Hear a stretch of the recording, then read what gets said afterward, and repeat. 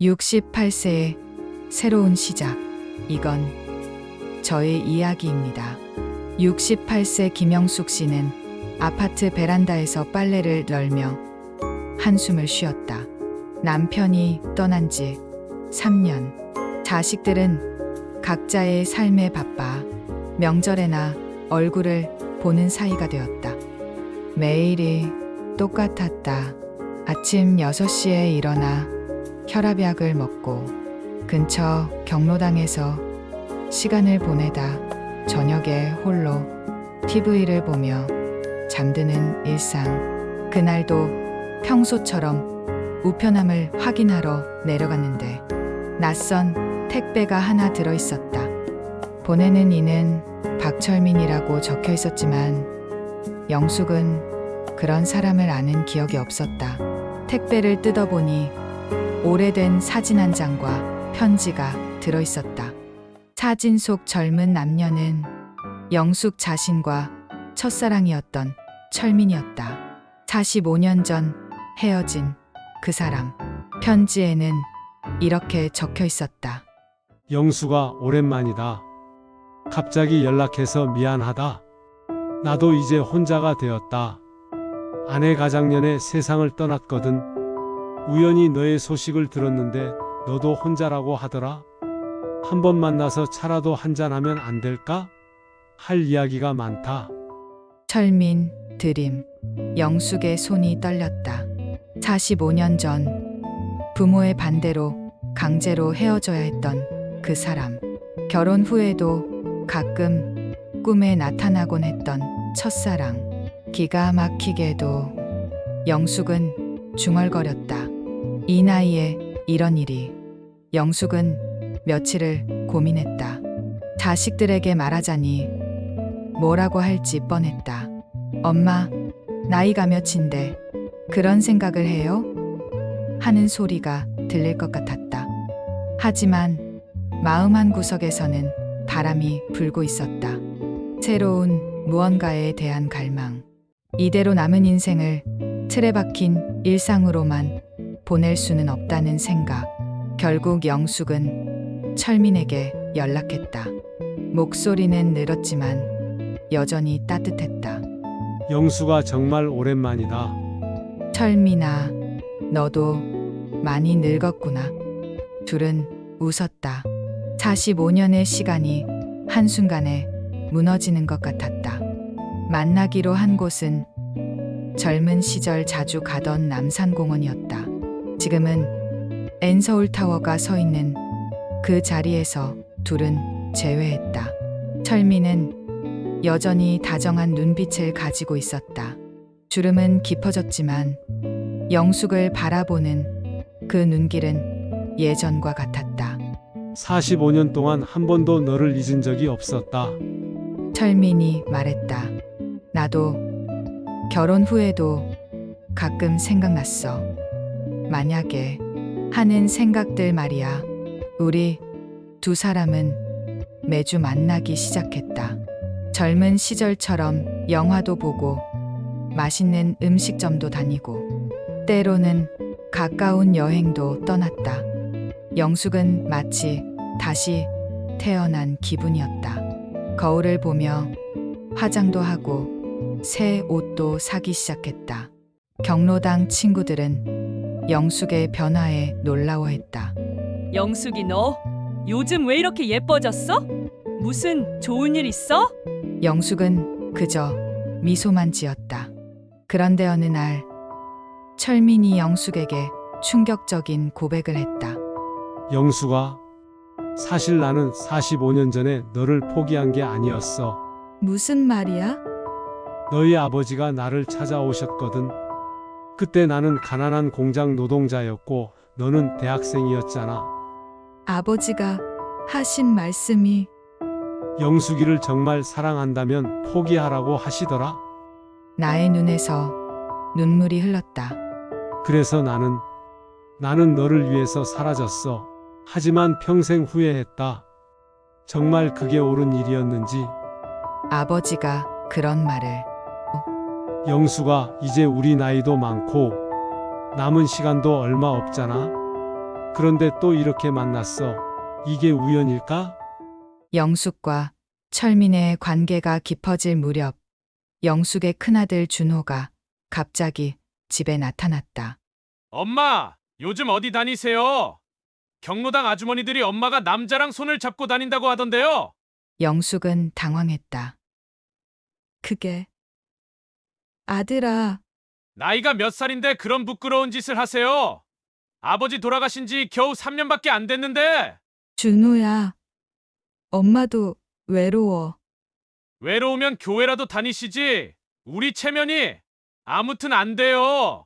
준호는 크게 소리쳤다. 그리고는 영숙의 핸드폰을 빼앗았다. 이 남자 번호 당장 삭제하세요. 다시는 만나지 마시고요. 그날 밤 영숙은 잠을 이루지 못했다.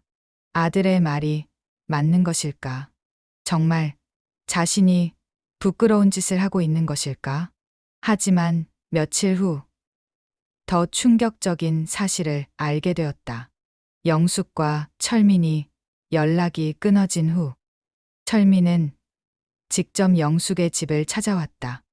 마침 준호가 있었다. 어르신은 누구십니까? 나는 영숙이의 친구입니다. 박철민이라고 합니다. 준호의 얼굴이 하얗게 변했다. 박철민이라고 하셨나요? 네, 그런데 왜 그러세요? 준호는 잠시 망설이더니 충격적인 말을 했다. 저희 아버지 이름이 김정민이거든요. 그런데 제 출생신고서에 아버지란에 박철민이라고 적혀 있어요. 저는 그게 실수인 줄 알았는데. 철민과 영숙은 그 자리에서 얼어버렸다. 무슨 말이야? 영숙이 떨리는 목소리로 물었다. 준호는 오래된 출생신고서를 꺼냈다. 거기에는 분명히 부박철민이라고 적혀 있었다. 철민이 계산해보니 시기가 정확히 맞아떨어졌다. 45년 전 둘이 헤어지기 직전에 그런 일이 있었던 것이다. 그럼 준호가 철민이 중얼거렸다. 내 아들이. 영숙도 믿을 수 없다는 듯 중얼거렸다. 그날부터 세 사람의 삶은 완전히 뒤바뀌었다. 준호는 자신이 평생 아버지라고 불렀던 김준호가 사실은 양아버지였다는 사실을 알게 되었다. 친생부는 지금 자신의 어머니와 만나고 있는 박철민이었다. 그럼 엄마와 아버지가 만나는 게 자연스러운 일이었던 거네요. 준호는 복잡한 심정으로 말했다. 영숙은 모든 것이 운명이었다는 생각에 눈물을 흘렸다. 45년 전 헤어질 때 이미 철민의 아이를 가지고 있었던 것이다. 하지만 그 사실을 모른 채 다른 남자와 결혼했고 평생을 그렇게 살았다. 철민은 자신이 아들을 두고도 모르고 살았다는 사실에 충격을 받았다. 동시에 영숙과의 인연이 끝나지 않았다는 것에 감사했다. 엄마, 제가 잘못 생각했어요. 준호가 영숙의 손을 잡았다. 아버지, 아니, 친아버지와 만나시는 게 당연해요. 제가 막을 일이 아니었어요. 준호야. 영숙이 아들을 안았다. 이제 정말 가족이 되는 거네요. 철민도 감격스러워했다. 그 후 6개월 영숙과 철민은 정식으로 재혼했다. 68세와 70세의 늦은 결혼이었지만 두 사람은 젊은 신혼부부처럼 행복했다. 준호는 처음에는 어색해했지만 점점 철민을 진짜 아버지로 받아들였다. 45년 동안 아버지 없이 자란 세월에 대한 아쉬움도 있었지만 이제라도 만날 수 있다는 것에 감사했다. 영숙의 둘째 아들과 딸도 처음에는 놀랐지만 어머니가 행복해 하시는 모습을 보며 축복해 주었다. 엄마가 이렇게 밝으신 모습 오랜만에 봐요. 딸이 말했다. 영숙과 철민은 이제 매일 아침 함께 산책을 하고 요리도 함께 하고 손자들과도 시간을 보냈다. 철민은 뒤늦게 만난 손자들을 무척 예뻐했다. 여보, 우리 여행 한번 가볼까? 어느 날 철민이 제안했다. 여행이요? 이 나이에? 나이가 뭐 어때? 우리 45년을 못 만났잖아. 그 시간을 보상받아야지. 두 사람은 준호의 지원을 받아 제주도 여행을 떠났다. 젊은 시절 함께 가보고 싶어 했던 곳이었다. 제주도에서 영숙은 말을 타보기도 하고 철민은 패러글라이딩 체험도 했다. 주변 사람들이 나이를 걱정했지만 두 사람은 개의치 않았다. 살아있다는 게 이런 거구나. 영숙이 말했다. 우리 이제 시작이야. 철민이 웃으며 대답했다. 제주도에서 돌아온 후 두 사람은 더욱 적극적인 삶을 살기 시작했다. 댄스 스포츠도 배우고 영어 공부도 하고 봉사활동도 했다. 그런데 어느 날 영숙에게 언니 김정자로부터 전화가 왔다. 영수가 너 정말 철민이라는 남자랑 재혼했다며? 응, 언니. 그런데 왜? 너 그 남자가 어떤 놈인지 아니? 45년 전에 너를 버리고 다른 여자랑 도망간 놈이야. 그게 무슨 소리야, 언니? 당시에 내 아버지가 그 남자를 찾아갔을 때 그 놈이 이미 다른 여자랑 바람났다고 하더라. 그래서 아버지가 너한테 말 못하시고 그냥 헤어지라고 하신 거야. 영숙은 충격을 받았다. 그것이 사실이라면 철민은 45년 동안 자신에게 거짓말을 한 것이나 다름이 없었다. 집에 돌아온 영숙은 철민을 추궁했다. 철민아, 나한테 할 말 없어? 무슨 말? 45년 전에 정말 다른 여자는 없었어? 철민의 얼굴이 어두워졌다. 영수가 철민이 한참을 망설이다가 입을 열었다. 사실 있긴 했어. 영숙의 마음이 무너졌다. 하지만 들어봐. 그 여자는 내 아버지가 소개해 주신 여자였어. 뭐라고? 내 아버지가 나를 찾아오셔서 하신 말씀이 영숙이를 포기하는 대신 다른 좋은 인연을 만들어 주겠다고 하셨거든. 그래서 억지로 만난 여자였어. 하지만 나는 끝까지 거부했어. 영숙은 혼란스러웠다. 그럼 왜 언니는 그런 말을? 아마도 그때 상황을 잘못 이해했을 거야. 나는 그 여자와 단 한 번밖에 만나지 않았어. 그리고 내 아버지한테 말했지. 영숙이가 아니면 평생 혼자 살겠다고. 철민은 오래된 일기장을 꺼냈다. 이거 봐. 45년 동안 내 생일마다 쓴 일기야. 일기장에는 매년 영숙의 생일마다 그리움이 담긴 글들이 적혀 있었다. 영숙아, 오늘이 내 생일이지? 잘 지내고 있니? 나는 아직도 너를 사랑해. 너가 결혼했다는 소식을 들었어. 행복하길 바라지만 내 마음은 여전히 아프다. 준호라는 아들을 낳았다고 하더라. 혹시 내 아들일까? 하는 생각이 든다. 영숙이 일기를 읽는 사이 철민은 또 다른 충격적인 이야기를 했다. 영숙아, 사실 우리가 다시 만난 것도 우연이 아니었어. 무슨 뜻이야? 내 친언니 정자씨, 그분이 나한테 연락을 했거든. 언니가? 작년에 전화가 와서 내가 혼자 지내고 있다고 많이 외로워한다고 하더라. 그러면서 한번 연락해보라고 했어. 영숙은 어리둥절했다. 방금 전까지 자신을 방해하려던 언니가 사실은 둘을 이어준 사람이었다는 것인가? 다음 날 정자가 집으로 찾아왔다. 영수가 미안해. 그날 일을 꼭 말해줘야 할 것 같아서 급히 찾아왔어. 너를 시험해 본 거야. 시험이라고? 45년 전 일을 일부러 왜곡해서 말한 거야. 내가 철민이를 얼마나 믿는지 보고 싶었거든. 언니, 왜 그런 짓을? 아버지가 돌아가시기 전에 나한테 말씀하셨어. 영숙이와 철민이가 진짜 사랑하는 사이였다고, 자신이 둘을 억지로 갈라놨다고, 나중에 기회가 되면 다시 만날 수 있게 도와달라고. 나는 이게 맞는지 고민이 돼서 너를 시험하게 된 거야. 영숙은 눈물을 흘렸다. 아버지가 그런 마음을 가지고 계셨다니.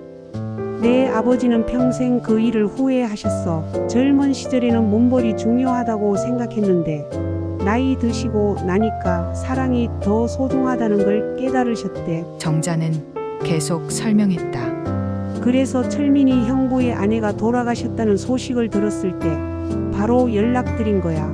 이제라도 둘이 행복하셨으면 해서. 영숙과 철민은 서로를 바라보며 미소 지었다. 그럼 이 모든 게 영숙이 말했다. 내 아버지의 마지막 선물이었던 거야. 정자가 답했다. 그날 저녁 온 가족이 모여 식사를 했다. 준호와 철민은 이제 진짜 부자가 되었고, 영숙은 45년 만에 첫사랑과 재회한 행복에 젖어 있었다. 할아버지, 할머니 언제 신혼여행 가세요? 손자가 물었다. 신혼여행? 철민이 웃었다. 우리는 매일이 신혼여행이야. 제주도도 다녀오셨으니 다음은 어디로 떠나실 거예요? 글쎄, 우리 유럽 한번 가볼까? 유럽이요? 이 나이에? 나이가 뭐 어때서? 우리에겐 시간이 소중해. 그로부터 1년 후 나와 철민은 정말로 유럽 여행을 떠났다.